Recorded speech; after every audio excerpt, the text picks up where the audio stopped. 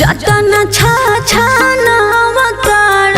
हमके ताड़ा पावताड़ा ए सोना।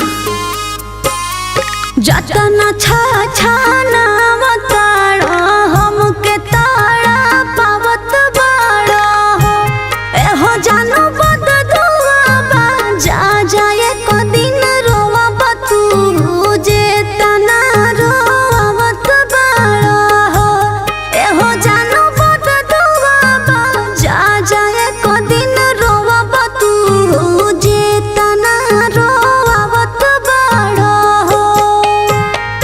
अरे जाहो।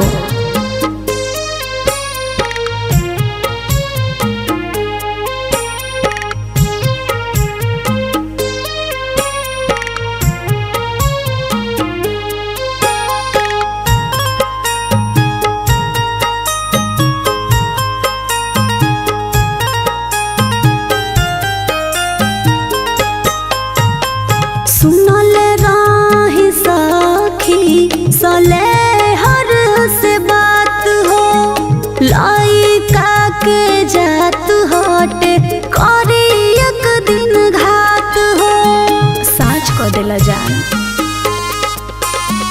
सुनले राही सखी सले हर से बात हो लाइका के जात हटे करी एक दिन घात हो उहे दिन देखावताड़ो पागली बनवत बाड़ो एहो जानो बद दुआ बा जा जाए को दिन रोवत तू जे तना रोवत बाड़ो हमके ताड़ा पावत बाड़ो जा याद रही।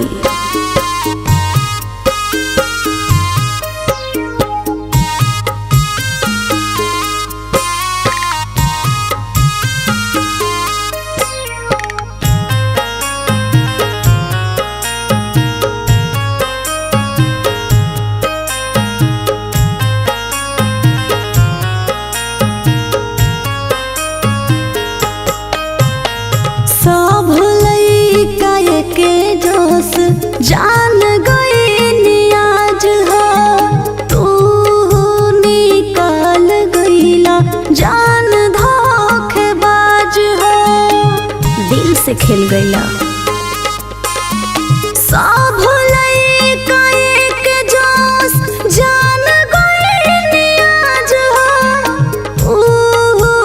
निकल गईला जान धोखेबाज हो के करा के अपना अवतारा सृष्टि के बिसरावत बाड़ा एहो जानो बद दुआ बा जा जाए को दिन रोवत तू जे तना रोवत बाड़ा हमके ताड़ा पावत बाड़ा कबो खुश ना रहबा।